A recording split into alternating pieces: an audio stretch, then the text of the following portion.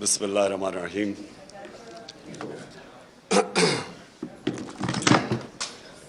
ایاک نعبد و ایاک نستعین۔ میں سارے اسپیکرز کو بڑے رسپیکٹفلی آپ سب کو ایڈمائر کرنا چاہتا ہوں۔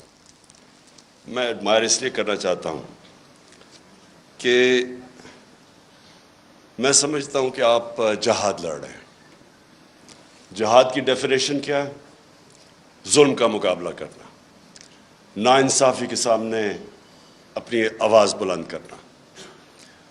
جو ساری انسانی تاریخ آپ اٹھا کے پڑھ لیں تو اس میں ہمیشہ قوموں کی زندگی میں وہ دور آتے ہیں جب انسانوں کو کنٹرول کرنے کی کوشش کی جاتی ہے۔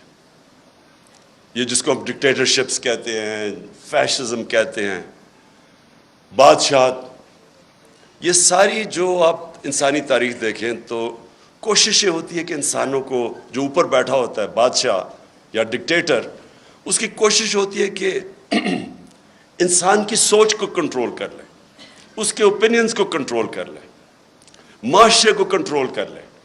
اور وہ کنٹرول کیوں چاہتا ہے؟ وہ معاشرے کی بہتری کے لیے نہیں چاہتا، وہ خود پوری پاور چاہتا ہے کہ وہ انسانوں کے اوپر راج کرے، بلکہ ایک چھوٹا خدا بننا چاہتا ہے، زمین کے اوپر ایک خدا بننا چاہتا ہے۔ اور انسانی تاریخ میں یہ بھی چیز ہے کہ زیادہ تر وہ معاشرے اوپر گئے ہیں جن میں آزادی ہو، آزادی رائے ہو، جو تنقید کو اجازت دیتے ہیں، جو حکمران کی اکاؤنٹیبلٹی کرتے ہیں، اس کا احتساب کر سکتے ہیں۔ اور یہ اگر آپ اسلام کی تاریخ پہلے دیکھ لیں، میں سب سے پہلے تو ادھر سے شروع کرتا ہوں کہ ریاست مدینہ کے اندر دو انسیڈنسز ہیں۔ ایک کہ حضرت علی رضی اللہ تعالیٰ ایک یہودی شہری سے کیس ہار جاتے ہیں کیونکہ قاضی ان کی گواہی قبول نہیں کرتا۔ سو اس سے دو چیزیں سامنے آتی ہیں۔ ایک تو مائنورٹیز، اقلیت کی کیا پوزیشن تھی اسلام میں؟ برابر کے شہری تھے۔ اور دوسری یہ کہ عام شہری بھی خلیفہ وقت کے سامنے کھڑا ہو سکتا ہے اور کیس جیت سکتا ہے۔ یہ آج بھی دنیا کے اندر آپ اگر کہیں بھی دنیا کے کوئی بھی ملک لے لیں، آج بھی یہ نہیں پاسبل۔ سو وہ ایک آزاد معاشرے کے اندر ایک قوم اٹھی تھی۔ اور میں اس لیے لوگوں کو بار بار، کیونکہ بڑی بدقسمتی ہے میں جب HSN کالج، میرے ماں باپ نے اتنا پیسہ خرچ کیا، میں جب وہاں سے نکلا تو مجھے اپنی تاریخ کا کوئی آئیڈیا نہیں تھا، مجھے اسلام کی تاریخ کا آئیڈیا نہیں تھا۔ وہ آہستہ آہستہ میری زندگی میں اپنے تجربے سے میں پھر اپنی زندگی ہمیشہ ایویلیویٹ کرتا رہتا ہوں، اپنی تنقید کرتا ہوں، اپنے آپ کو کوشش کرتا ہوں کہ اپنی غلطیوں سے سیکھوں۔ تو میں نے جب دو معاشرے، برطانیہ جدھر میں نے 20 سال گرمیاں گزاری اور پاکستان، تو میں دونوں معاشروں کو جب اینالائز کرتا رہتا تھا تو میں خود کئی چیزوں کے اوپر کئی نتیجوں میں پہنچا۔ تو وہ جو دور تھا 622 سے لے کے 632 تک، جب ہمارے نبی صلی اللہ علیہ وسلم مدینہ میں آئے اور پھر دنیا سے گئے، اس کے اندر انہوں نے انسانوں کو آزاد کر دیا۔ یہ دیکھیں، یہ جو آزادی صحافت ہے نا، جو فریڈم آف ایکسپریشن ہے، اس سے بڑی یہ ایک حصہ ہے انسان کو آزاد کرنے کا۔ کیونکہ انسان کو ذہنی طور پہ جب آزاد ہوتا ہے تو وہی قومیں اوپر جاتی ہیں، وہ انسان بڑے کام کرتے ہیں، غلام کبھی بڑے کام نہیں کر سکتے۔ اس لیے علامہ اقبال کی آپ شاعری پڑھیں تو وہ غلام مسلمانوں کو جگانے کی کوشش کر رہے تھے، خودی کو اور خودداری کو، جو ان کے کانسیپٹس تھے، وہ لوگوں کو جگا رہے تھے۔ کیونکہ غلامی جو سب سے بری ایک انسان کے اندر چیز کرتی ہے، اس کے اندر احساس کمتری ڈال دیتی ہے۔ مجھے تو بڑی اچھی طرح، ہم جب ایاز امیر کی طرح، ہم بھی پہلی جنریشن ہیں جو پاکستان میں بڑے ہوئے، آپ کو صرف میں غلامی بتاتا ہوں کہ کیا ظلم کرتی ہے ایک انسان کے اوپر، اس کے پوٹینشیل کو کیسے ختم کرتی ہے۔ جمخانہ کلب ہوتا تھا، پنجاب کلب، سندھ کلب، آزاد ہوئے ہم 47 میں، 74 تک سندھ کلب کے اندر آپ پاکستانی کپڑے پہن کے نہیں جا سکتے تھے, آپ کو سوٹ پہننا پڑتا تھا 74 تک. اور خیر سارے انگریزی بولتے تھے جس طرح کے, اور میں نے بتایا اردو جب بولتے تھے تو بلاول کی طرح بولتے تھے, بارش آٹا اپنے وہ جب ویٹر سے بولتے تھے تو کہ ہم شرم آتی تھی اپنے آپ سے. سو یہ غلامی ایک انسان کے ذہن کو ادھر رکھ دیتی ہے کہ وہ اچھا غلام ہی بن سکتا ہے, ہم اچھے سوٹ ہی پہن سکتے ہیں, ہم اچھی انگریزی بول سکتے ہیں.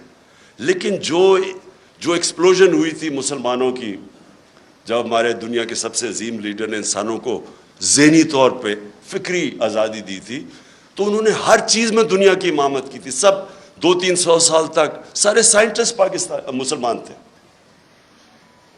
تو وہ جو میری کوشش ہے کہ یہ جو میں حقیقی آزادی کی بات کرتا ہوں, تو میں یہ چاہتا ہوں کہ میری قوم آزاد ہو, اور صرف آزاد قوم اوپر جائے گی. لیکن وہ قوم تب تک آزاد نہیں ہو سکتی جب تک پہلے تو ہم اپنے معاشرے کے اندر یہ جو آزادی رائے اس کو انڈرسٹینڈ کریں. مجھے کہتے ہیں لوگ کہ جی آپ کے دور پہ تھے تو آپ نے پتہ نہیں کوئی سختیاں کی. پہلے تو میں یقین آپ کو دلاتا ہوں, میں نے کبھی مجھے آزاد میڈیا سے خوف نہیں ہوا. نہیں, اس کی وجہ آپ ڈرتے تب ہیں, کیوں ڈکٹیٹرز ڈرتے ہیں, یا کیوں جب بھی کوئی آپ دیکھ لینا مڈل ایسٹ کے اندر جو بادشاہ تھا وہاں کوئی آزادی رائے نہیں ہے. کیوں ہے؟ کیونکہ وہ کنٹرول چاہتے ہیں لوگوں کا.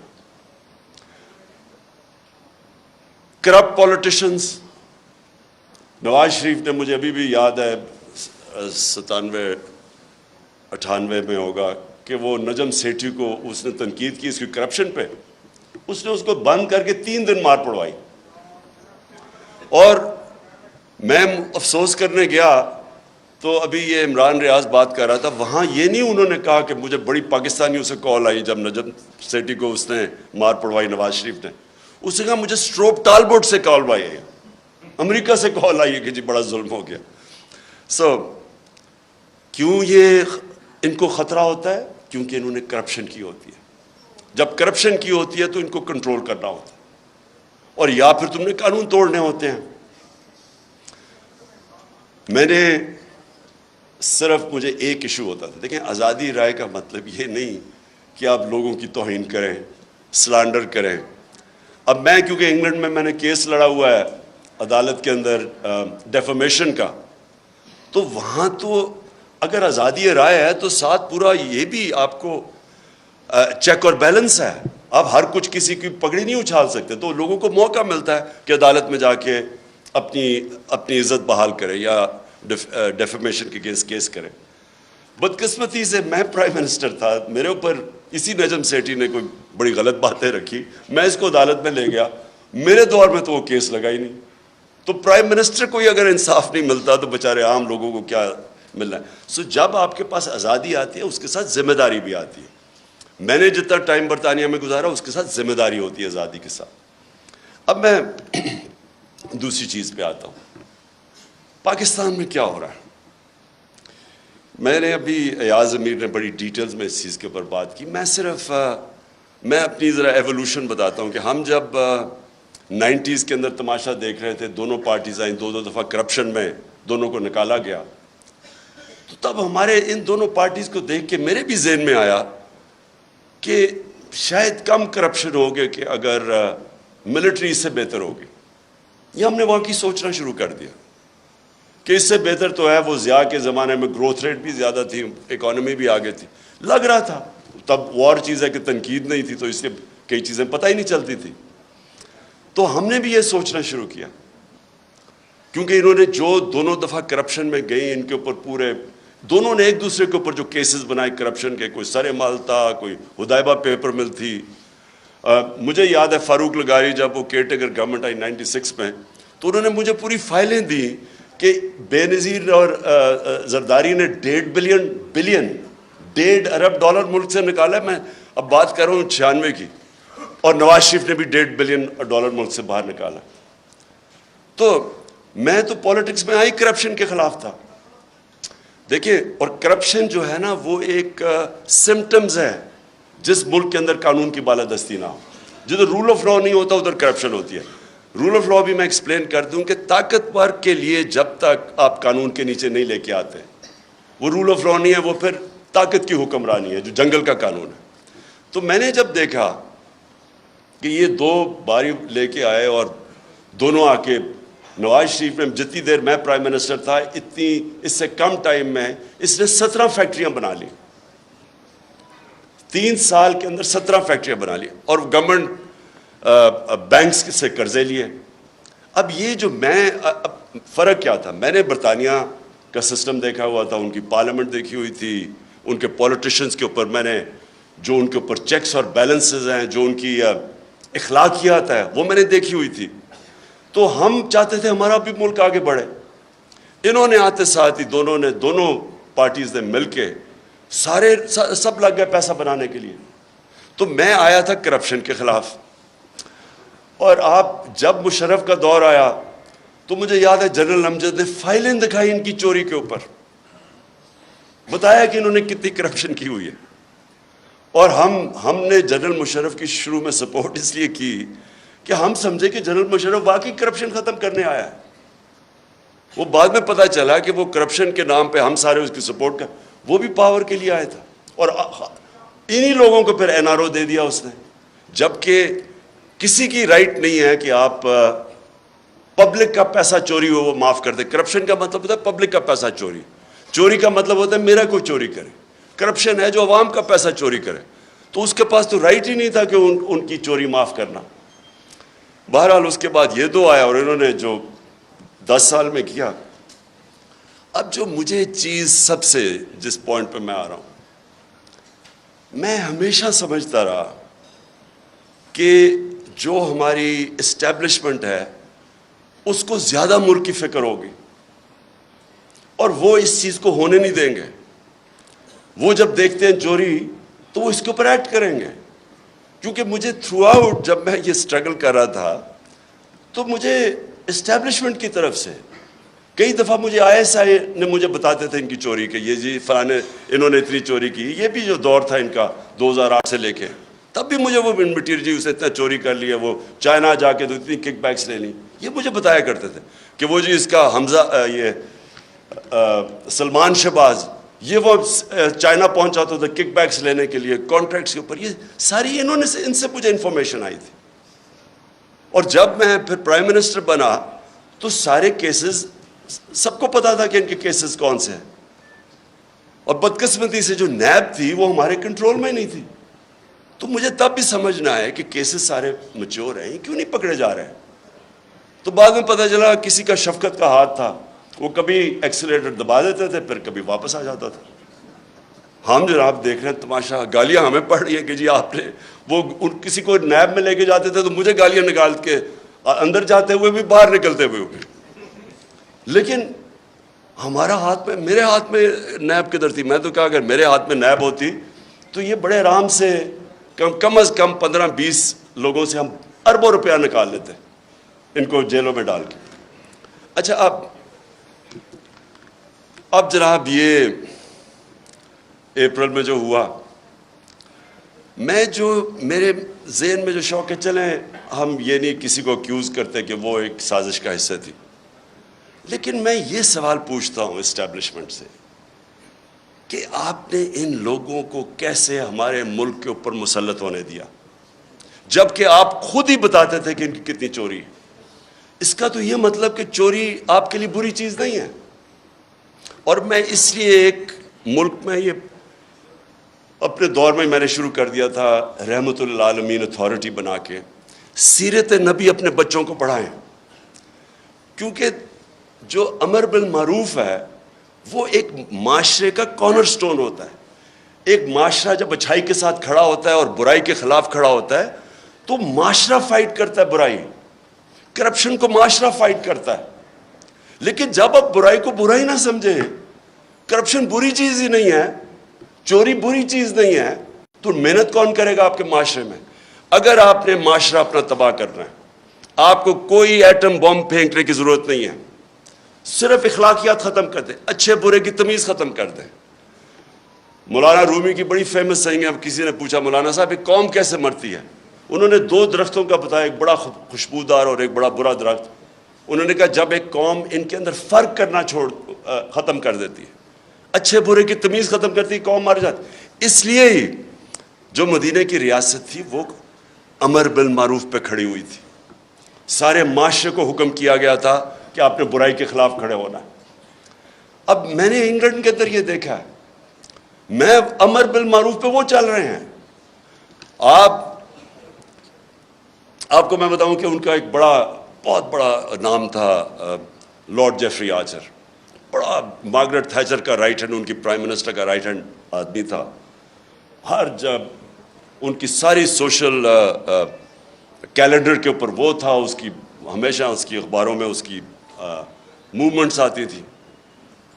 اس نے ایک عدالت کے اندر اس نے ایک جھوٹ بول دیا.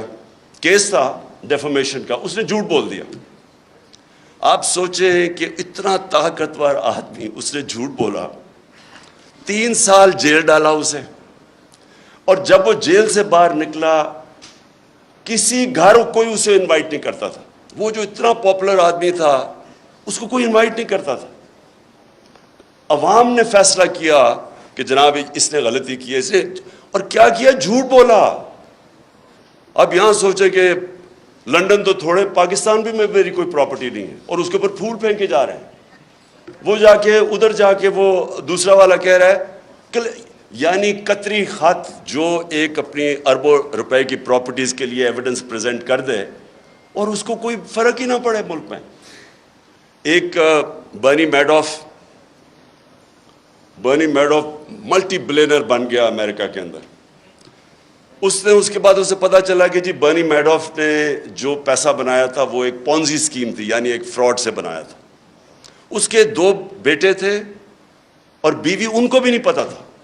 جیسے ہی پتا چلا ان کو کہ یہ فراڈ میں پکڑا گیا، جب اسے پکڑا، ایک بیٹے نے خودکشی کر لی، مطلب کہ میں معاشرے میں نہیں اب رہ سکتا.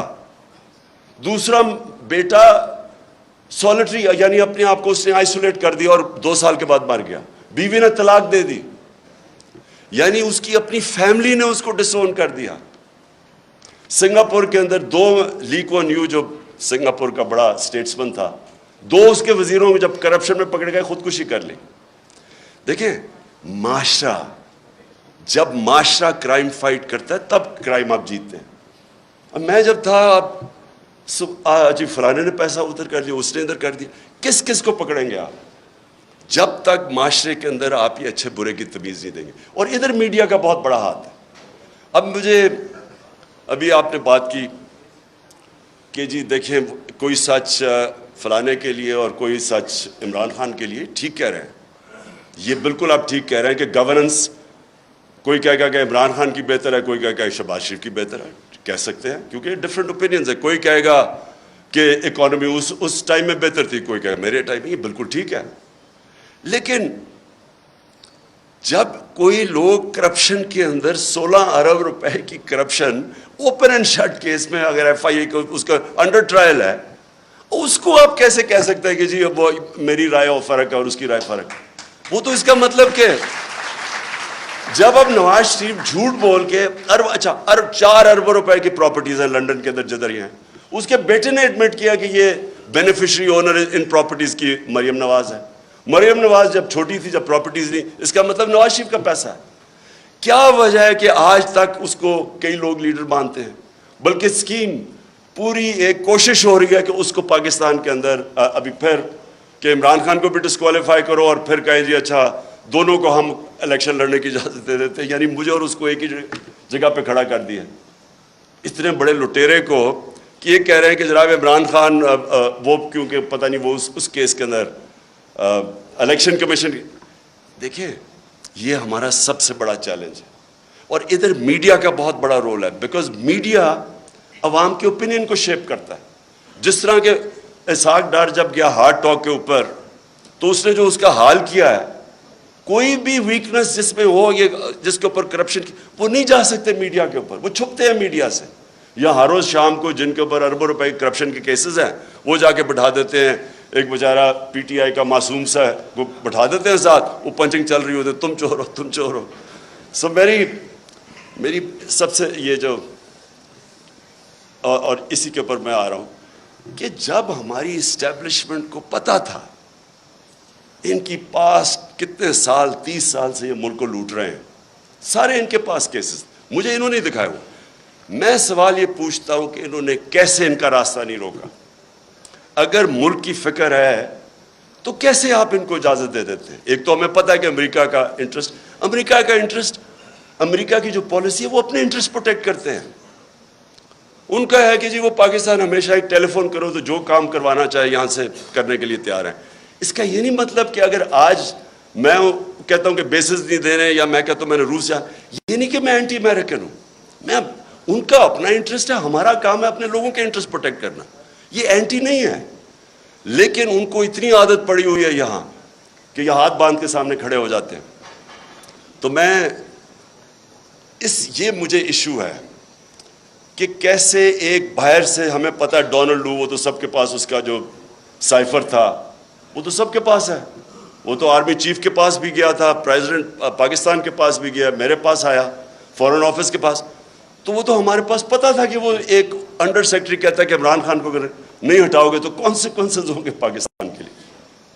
لیکن میں حیران ہوں کہ جب یہ بھی پتہ تھا کہ باہر سے سازش ہے, یہ بھی پتہ تھا کہ ہمارے لوگوں کو پیسے دے کے خریدا جا رہا ہے, اور یہ بھی پتہ تھا کہ چور ریپلیس کرنے والے ہیں جن کے اوپر کرپشن آپ کے دور میں کیسز بنے ہوئے ہیں, پھر کیسے ان کو اس ملک پہ مسلط ہونے دیا؟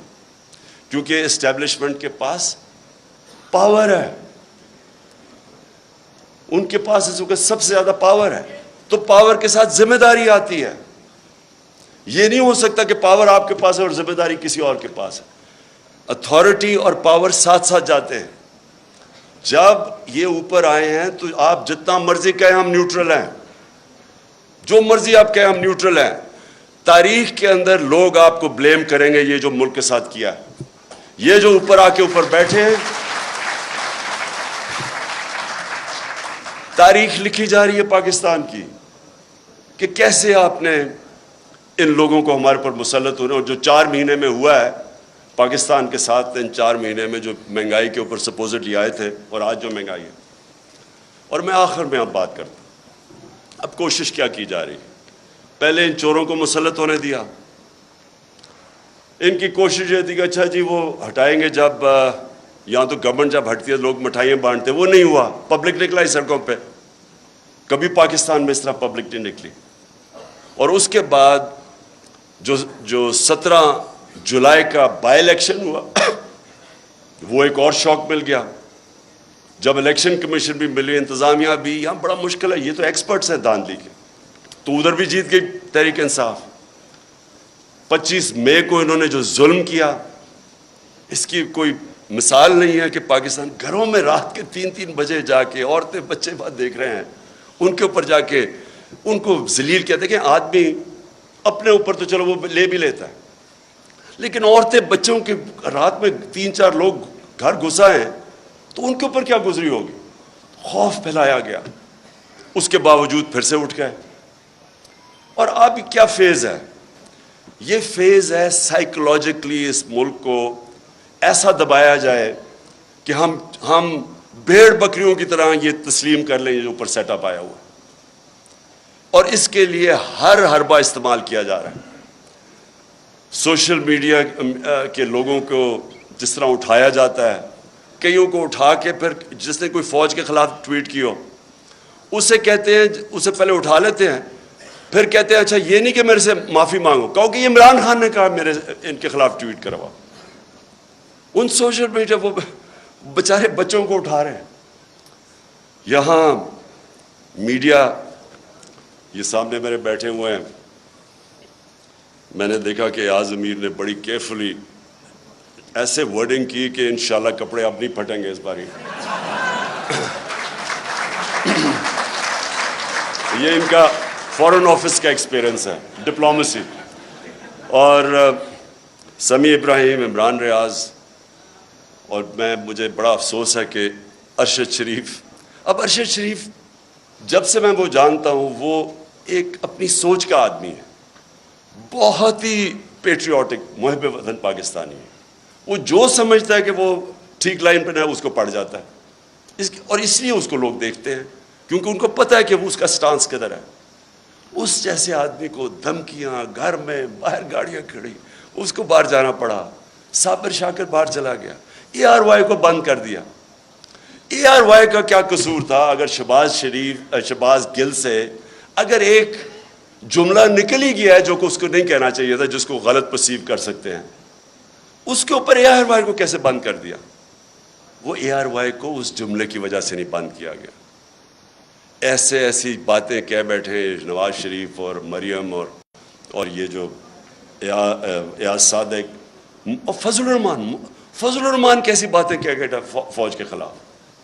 ان کے لیے کبھی ایسی چیز نہیں ہوئی. اس بیچارے سے جو کیا ہے, مجھے تو پہلے 2 دن تو ہمیں پتہ ہی نہیں تھا اس کا. جب ہمارا وکیل مل کے آیا مجھے تو تب پتہ چلا اس بیچارے سے کیا کیا. یعنی کتنا بڑا جرم ہوگا کہ ننگا کر کے اس کو ٹارچر کیا انہوں نے. یعنی ایک انسان کی ڈگنیٹی کہ اس کو پہلے آپ ننگا کریں, پھر اس کو بری طرح اتنی مارا اور انہوں نے اس کے سر کے اوپر بند کر کے پتہ نہیں کہیں پھرایا. مینٹلی اسے اتنا ٹارچر کیا کہ وہ بالکل بریک کر دیا اس کو.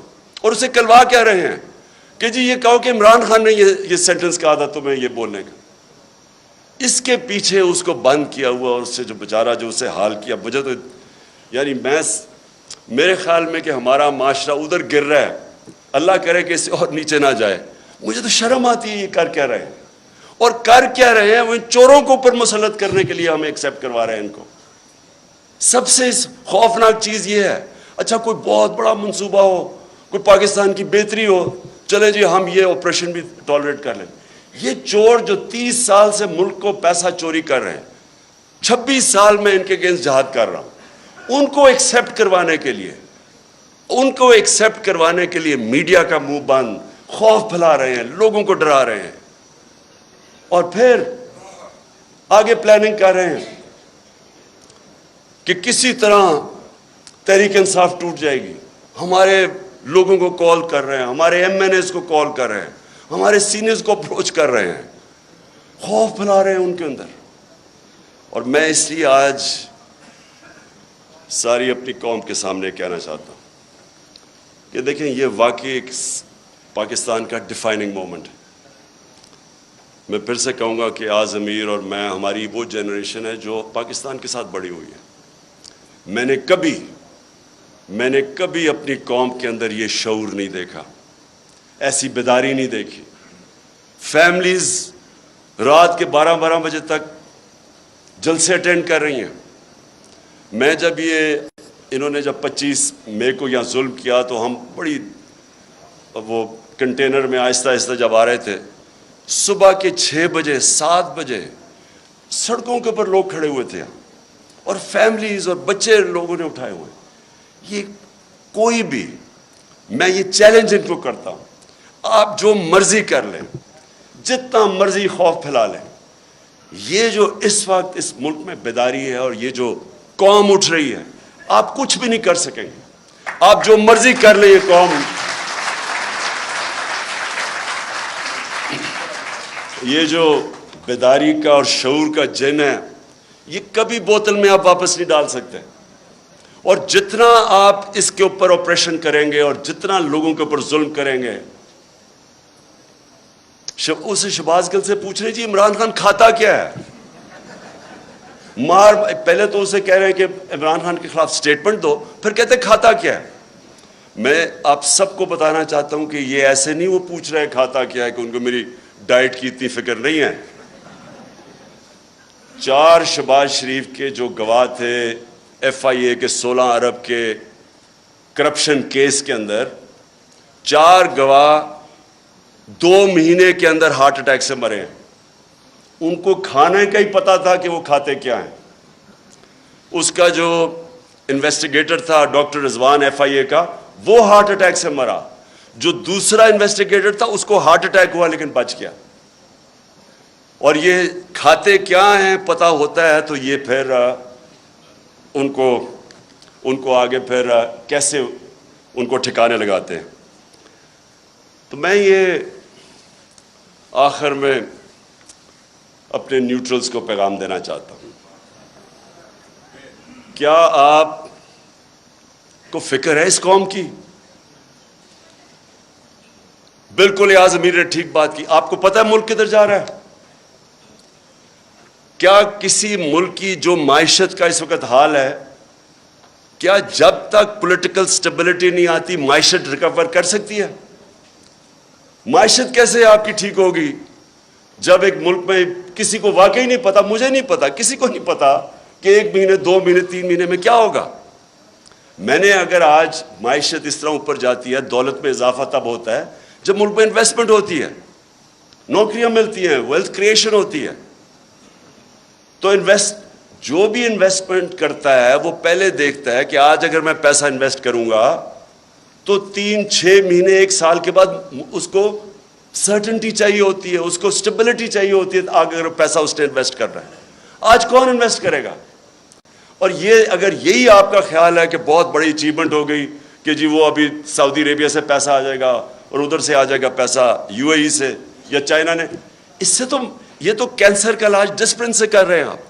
اگر ویلتھ کریشن ہی نہیں ہو رہی اور آپ قرضے لیتے جا رہے ہیں تو قرضے تو واپس کرنے ہیں آپ نے، تو ڈیٹ سروسنگ تو بڑھتی جا رہی ہے.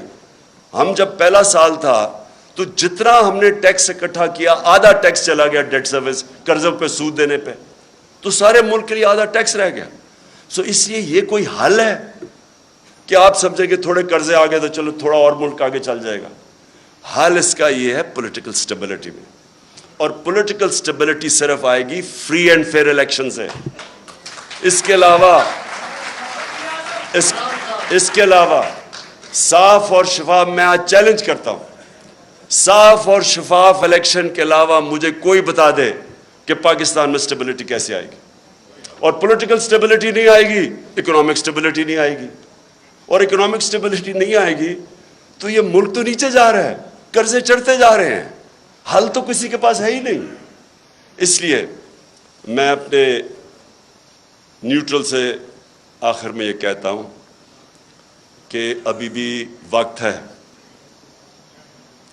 ابھی بھی ٹائم ہے، اپنی پالیسیز ریویو کریں. بند کمروں میں کئی دفعہ فیصلے ہوتے ہیں، وہ فیصلے اچھے نہیں ہوتے. آپ کو ریویو کرنے چاہیے اور سوچنا چاہیے کہ ہم نے، یہ ملک 22 کروڑ کے لوگ ہیں، ینگ پاپولیشن ہے، 60% آبادی ہماری 30 سال کی عمر سے کم ہے، ان کو نوکریاں چاہیے. اور اگر اس وقت صحیح فیصلے نہیں ہوں گے اور یہ کمپاؤنڈ فیلئر کیا جائے گا کہ انہی لوگوں کے اوپر کوشش کریں گے کہ سختی کر کے آپریشن کر کے کہیں ہم ان چوروں کو ایکسیپٹ کر جائیں. میں اپنی طرف سے تو کہنا چاہتا ہوں ان کے نیچے، میں اگر مجھے کوئی کہنا کہ ان کے نیچے میں نے اب اپنی زندگی گزارنی ہے، میں سمجھوں گا کہ مجھے موت اس سے زیادہ بہتر ہے بجائے ان چوروں کے نیچے میں اپنی زندگی گزاروں. شکریہ.